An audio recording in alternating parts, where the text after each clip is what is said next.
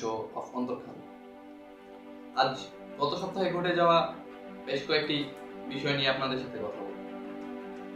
শুরুতেই যে বিষয়টি নিয়ে কথা বলতে হয়, বর্তমান সময়ে চলছে করোনা মহামারী। এই করোনা মহামারীতে কিছু দেশে লকডাউন ছিল, লকডাউন এখনো অব্যাহত আছে। কিছু দেশে সীমিত আকারে লকডাউন চালাচ্ছে তাদের সরকার। সেদিক থেকে আমাদের দেশেও 31 তারিখের আগ পর্যন্ত লকডাউন ছিল, এরপর থেকে সীমিত আকারে লকডাউন পরিস্থিতি স্বাভাবিক করে দেওয়া হয়েছে। তো লকডাউন পরিস্থিতি স্বাভাবিক করে দেওয়ার পর থেকেই আমাদের দেশে সংক্রমণের হারটা বৃদ্ধি পাচ্ছে, সাথে মৃত্যু হার। আর মৃত্যুর যে পার্সেন্টেজটা সেটা অন্যান্য দেশের চেয়ে আমাদের দেশে সবচেয়ে বেশি। সেই দিক থেকে আমরা অনেক বেশি। যদিও আমাদের সরকার খুব ভালো পদক্ষেপ নিয়েছে করোনা পরিস্থিতিকে মোকাবেলা করার জন্য, তবুও জনগণের খামখেয়ালিপনা সাথে সরকারের খামখেয়ালিপনা সব মিলিয়ে কিছুটা সমস্যা হচ্ছে।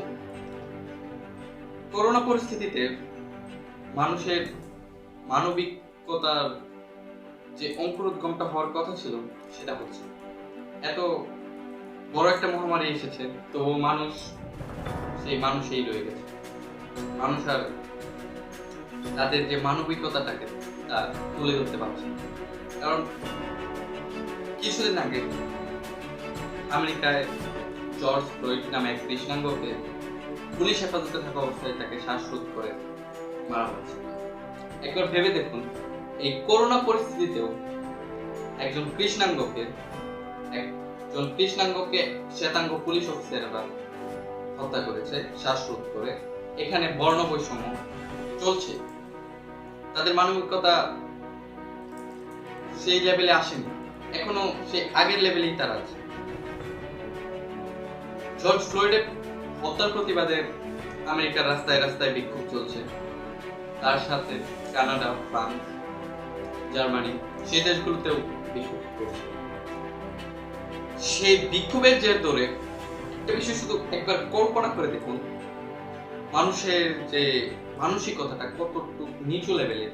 আমেরিকায় যখন বিক্ষোভ চলছে তখন কিছু সুযোগ সন্ধানী লোক কি করছে, সেই বিক্ষোভের জের ধরে তারা আমেরিকার দোকানপাটগুলোতে, স্বর্ণালংকারের দোকানপাটগুলোতে, বড় বড় দামি ব্র্যান্ডের গাড়ির দোকানগুলোতে তারা ডাকাতি শুরু করেছে। কেন? তাদের ধন বৃদ্ধি করার।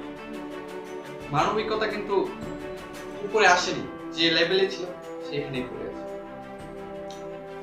কিছুদিন পূর্বের ঘটনা, ভারতের কেরালায় এক গর্ভবতী হাতিকে আনারসের ভিতরে আতশবাজি দিয়ে তাকে খাওয়ানোর পর সে 3 দিন পুকুরে দাঁড়িয়ে থাকা অবস্থায় মৃত্যুবরণ করেছে। বিষয়টা খুবই মর্মান্তিক। একটা হাতি মারা যাওয়াতে পুরো বিশ্বে তোলপাড় শুরু হয়ে গেছে। বিশেষ করে বাংলাদেশ, ভারতে যে অ্যাক্ট্রেস, বড় বড় সেলিব্রিটি থেকে শুরু করে একদম নিচু লেভেল পর্যন্ত সবাই তাদের সামাজিক যোগাযোগ মাধ্যমে এই বিষয়টা শেয়ার করছে, পোস্ট করছে। হাতির যে হত্যাকাণ্ড ঘটেছে তার পেছনে কি রহস্য লুকিয়ে আছে তা দেখার জন্য বলছে। তার পাশাপাশি তারা কি করছে, হাতির মৃত্যুর প্রতি মানবিকতা দেখাচ্ছে। অবশ্যই সেটা দেখানো উচিত। হাতি একটি নিরীহ প্রাণী, তাদের তো আর প্রতিবাদ করার ক্ষমতা নেই, এটা মানুষকে প্রতিবাদ করতে। মানুষ সৃষ্টির সেরা জীব হয়েও এই ধরনের নির্মম কাজ করে। আর সেটা পুরো ইতিহাস থেকে এটাই হয়ে আসছে, মানুষই সবচেয়ে বেশি নির্মমতা চালিয়ে যাচ্ছে, কিন্তু তাদেরকে বলা হয় সৃষ্টির সেরা জীব। মানুষ কিন্তু মানুষের খামখেয়ালিপনার কারণেই মারা যাচ্ছে। প্রথম বিশ্বযুদ্ধ, দ্বিতীয় বিশ্বযুদ্ধ থেকে শুরু করে অনেকবার যুদ্ধ, তার সাথে ফিলিস্তিনের মানুষগুলোকে ইসরায়েলের সেনারা শুধু শুধু হত্যা করছে। সেই দিক থেকে বিবেচনা করলে এটা তো শুধু একটা হাতি। আবার বাংলাদেশে যে প্রাণী, পশু পাখির প্রতি ভালোবাসা শুরু হয়েছে এত মানুষের প্রতি, সেটা এখন দেখা যাচ্ছে। কিন্তু কিছুদিন পূর্বে যখন সুন্দরবন ধ্বংস করতে চেয়েছিল, রামপুর পারমাণবিক বিদ্যুৎ কেন্দ্র তৈরি করা হচ্ছে, সুন্দরবন ধ্বংস করা হচ্ছে, তখন কিন্তু এই যে ভালোবাসাটা, পশু পাখির প্রতি ভালোবাসা, বন্য প্রাণীর প্রতি ভালোবাসা, সেটা কোথায় ছিল? প্রশ্ন রয়েছে। কিছুদিন আগে বাংলাদেশ উপকূলে আঘাত হেনে গেল ঘূর্ণিঝড় আম্পান। তো ঘূর্ণিঝড় আম্পানের মতো ঘূর্ণিঝড় ফণী, বুলবুল, এই ধরনের অনেক ঘূর্ণিঝড় থেকে বাংলাদেশকে রক্ষা করেছে সুন্দরবন। ঘূর্ণিঝড় আম্পান, ঘূর্ণিঝড় ফণী, ঘূর্ণিঝড় বুলবুল শেষ হওয়ার পর 2 দিন আমরা ফেসবুকে স্ট্যাটাস দেই, ধন্যবাদ সুন্দরবন।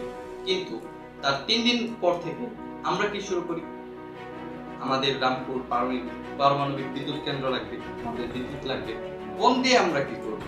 বনে পশু পাখি থাকে, আমাদের দেশে এত জনসংখ্যা, বন কেটে বসতি বানাবো, মানুষ থাকতে পারে।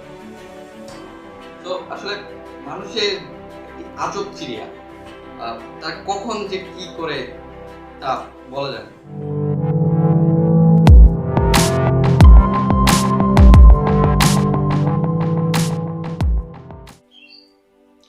তো গাইস, এবার আসা যাক বিস্তারিত আলোচনা। প্রথম বিষয়টা, করোনা পরিস্থিতির মধ্যেও আমেরিকায় জর্জ ফ্লয়েড নামে এক কৃষ্ণাঙ্গকে পুলিশি হেফাজতে রাখা অবস্থায় তাকে শ্বাসকষ্ট করে মারা হয়। সেই অভিযোগে 3 জন পুলিশ অফিসারকে আমেরিকান পুলিশ গ্রেফতার করেছে এবং ডোনাল্ড ট্রাম্প আশ্বাস দিয়েছেন যে তাদের বিচার হবে। কিন্তু আমেরিকান বিক্ষোভকারীরা গত 7 দিন ধরে আমেরিকার বিভিন্ন রাস্তায় অনেক বড় পরিসরে বিক্ষোভ চালিয়ে যাচ্ছে। যদিও দেশটিতে লকডাউন ছিল, তবুও সেই লকডাউন উপেক্ষা করেই সবাই এই হত্যার প্রতিবাদে রাস্তায় নেমে এসেছে। সবাই করোনার যে ভয়টা ছিল সেই ভয় দূর করে প্রথমে এসেছে নিজের মানবাধিকার প্রতিষ্ঠা করতে। কারণ পুরো বিশ্বের মধ্যে কৃষ্ণাঙ্গ শ্বেতাঙ্গ নিয়ে যে বর্ণবৈষম্য, সবচেয়ে বেশি বর্ণবৈষম্য এখনো আমেরিকাতে চলে যাচ্ছে। সেখানকার কৃষ্ণাঙ্গরা তাদের সঠিক মানবাধিকারটা পাচ্ছে না। এবং কি রিপোর্টে জানা যায় যে আমেরিকায় শ্বেতাঙ্গদের তুলনায় কৃষ্ণাঙ্গদের সংখ্যা অনেক, কিন্তু পুলিশি হেফাজতে থাকা অবস্থায় আমেরিকান শ্বেতাঙ্গদের চেয়ে 3 গুণ বেশি আমেরিকান কৃষ্ণাঙ্গরা মারা যাচ্ছে। সেখান থেকে স্পষ্টত বোঝা যায় যে আমেরিকায় কৃষ্ণাঙ্গদের মানবাধিকারটা সেরকম ভাবে নেই। তারা তাদের মানবাধিকার প্রতিষ্ঠা করার লক্ষ্যে রাস্তায় নেমেছে। আমেরিকার বিভিন্ন শহরে কারফিউ জারি করা হয়েছে। আমেরিকান প্রেসিডেন্ট ডোনাল্ড ট্রাম্প বলেছেন, যদি অঙ্গরাজ্যগুলো বিক্ষোভকারীদের ঠেকাতে ব্যর্থ হয়, পুলিশি ব্যবস্থার পাশাপাশি তিনি সেনাবাহিনীকে মোতায়েন করার হুমকি দিয়েছেন। এ থেকে কিছুটা বোঝা যায় যে আমেরিকান কৃষ্ণাঙ্গদের অধিকারটা কিছুটা হুমকির মুখেই আছে। হয়তো সেনা মোতায়েনের পর বিক্ষোভটা আর নাও চলতে পারে। তবে আমেরিকানদের এই বিক্ষোভের সাথে সাথে হাত মিলিয়েছে কানাডা, জার্মানি, ফ্রান্সের মানুষেরা, তারাও বিক্ষোভ চালিয়ে যাচ্ছে। এবং অবশ্যই প্রতিটি মানুষই চায় বর্ণবৈষম্যটা দূর হয়ে যাবে, কিন্তু সেটাকে আদৌ দূর হবে কি না সেটা এখনো বলা যাচ্ছে। বিক্ষোভটা চলুক, অবশ্যই চাই এই বর্ণবৈষম্যটা দূর হোক, কৃষ্ণাঙ্গরাও তাদের সঠিক মানবাধিকার বর্ণবাদ বৈষম্য দূর করার জন্য নেলসন ম্যান্ডেলা অনেক বেশি কাজ করে গেছেন। তারা সম্পূর্ণ জীবনটাই ব্যয় করেছেন এই বর্ণবাদ বৈষম্যের বিরুদ্ধে। তিনি চেয়েছেন সবাইকে এক কাতারে আনতে, কৃষ্ণাঙ্গদের মানবাধিকার প্রতিষ্ঠা করার। এরপর আফ্রিকায় কৃষ্ণাঙ্গদের যে অধিকারটা সেটা অনেকটাই ফিরে পেয়েছে কৃষ্ণাঙ্গরা। সেখানে কৃষ্ণাঙ্গরা প্রেসিডেন্ট হচ্ছে, প্রধানমন্ত্রী হচ্ছে, সবাই তাদের অধিকার ফিরে পেয়েছে। কিন্তু আমেরিকায় এখনো কৃষ্ণাঙ্গদের সেই অধিকারটা ফিরে পায়নি। তাই আমেরিকাতেও এরকম বিক্ষোভ হওয়া জরুরি, যাতে করে আমেরিকান কৃষ্ণাঙ্গরাও তাদের অধিকার পেয়ে পায়। তা না হলে মানবাধিকার ছাড়া কোনো মানুষ সঠিকভাবে বেঁচে থাকতে পারে না।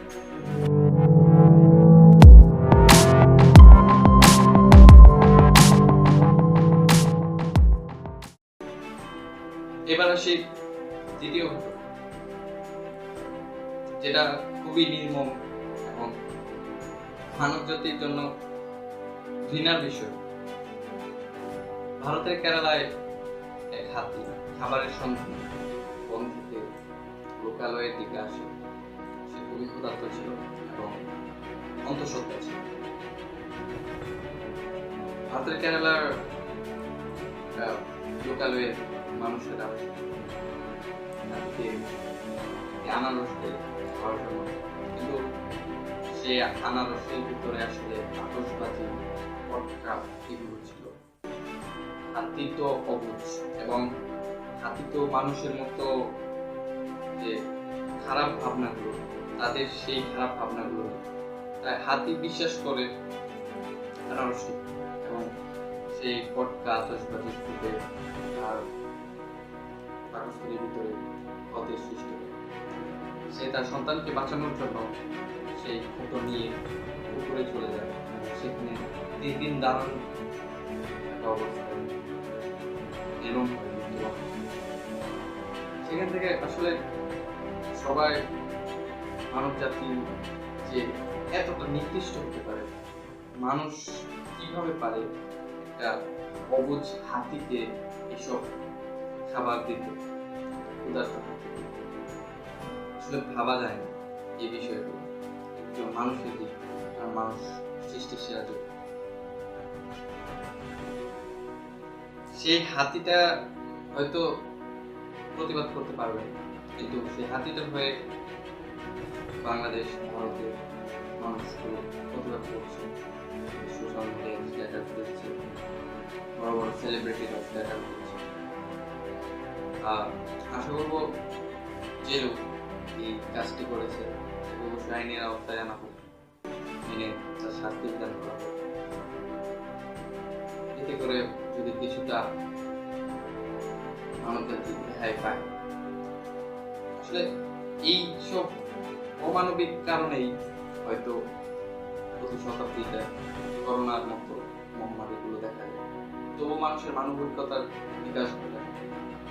প্রতিটি মানুষের উচিত নিরীহ প্রাণীগুলোর উপর অত্যাচার নির্যাতন না চালিয়ে তাদের প্রতি সদয় হওয়া।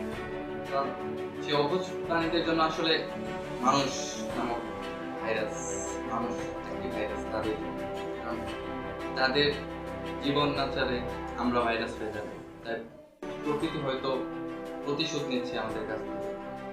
করোনা মহামারীর মাধ্যমে লক্ষ লক্ষ লোক মারা যাচ্ছে তার বিশ্বে, তবুও যদি মানবিকতার উদ্ভিদ ঘটে, ঘটবে কিনা আদৌ জানি না। গাইস, এখন আমি আপনাদের সাথে একটি বিষয় শেয়ার করতে যাব, যেহেতু সেটা পশু পাখি রিলেটেড, আমার সাথে ঘটে যাওয়া একটি ঘটনা। সেই ভিডিওটি আপনাদের সাথে শেয়ার করব। কিছুদিন পূর্বে আমার সাথে একটি ঘটনা, সেটাও পশু পাখি রিলেটেড। আমার বাসার ভিতরে একটি পোল্ট্রি ফার্মে নেটের মধ্যে পাখি আটকে যায়। সেই পোল্ট্রি খামারের নেট থেকে পাখিটি কোনোভাবেই বের হতে পারছে না। পাখিটি বের হওয়ার অনেক চেষ্টা করছিল, কোনোভাবে বের হতে পারছিল না। আমি বিষয়টি দেখে খারাপ লাগছিল, তাই আমি নিজে গিয়ে সে পাখিটিকে সেখান থেকে বের করে সেদিন যে বিষয়টা আমি লক্ষ্য করেছিলাম, আসলে পাখিরও পরিবার আছে, পাখিদের প্রতি তাদের আত্মীয় স্বজনের ভালোবাসা আছে, মায়া মমতা আছে। কারণ ওই পাখিটিকে আমি উদ্ধার করার সময় পাখি যখন নেটে আটকে ছিল, সে বের হতে পারছিল না, তখন সেই পাখির আত্মীয় স্বজন, সেই পাখির পরিবারের সদস্যরা সেই নেটের আশেপাশেই গাছগুলোতে অনেক বেশি চিল্লাচিল্লি করছিল, ডাকছিল। হয়তো আমরা পাখির ভাষা বুঝি না, তাদের ভাষায় তারা বোঝাচ্ছিল যে তারা তাদের স্বজনকে এখানে এই অবস্থায় দেখে তারাও কষ্ট পাচ্ছে। প্রতিবার শীতের সময় বাংলাদেশের অন্যান্য দেশ থেকে প্রচুর বিদেশি পাখি আসে। সেই পাখিগুলোকে আমরা কি করি? যদিও বাংলাদেশ সরকার পাখি শিকার দমনের জন্য করেছে, সে আইনের যথাযথ প্রয়োগ হচ্ছে কিনা জানি না। পাখি শিকার করা কতটুকু যুক্তি? আপনার পরিবারের কাউকে যদি হচ্ছে, আপনার কেমন? নিশ্চয়ই ভালো। তাদেরও এরকম। আমি সেদিন পাখিটিকে আকাশে উড়ে দিয়ে অনেক পছন্দ পেয়েছিলাম, যা অন্য কোথাও পাওয়া যায়। তো চলুন দেখে এসেছি ভিডিও। পাখিটি কোনোভাবে বের হতে পারছে না, তো পাখিটিকে বের করার চেষ্টা করব। আমাদের সবারই উচিত এটা। পাখিটি খুব কষ্টের মধ্যে আছে, সেখান থেকে আমরা উদ্ধারের চেষ্টা করব।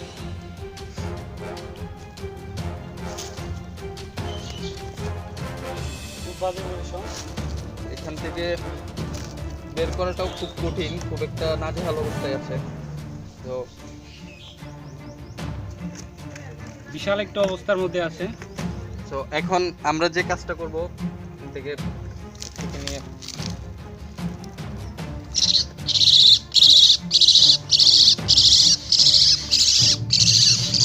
দেখেন কি অবস্থা, দেখেন কি অবস্থা। আসলে সবার তাদের আত্মীয় স্বজনকে একটা মায়া থাকে, এটা পাখিদের আসলে বোঝাবে। দেখেন কি অবস্থা, দেখেন দেখেন কি অবস্থা, দেখেন আসলে পরিবারের জন্য যে সবার মায়া অবস্থাটা দেখেন। এখন আমরা পাখিটি নিয়ে দেবো। পাখিটি যেন কিছু একটা করতে পেরেছি, সেটাই আমাদের কাছে খুব ভালো লাগছে।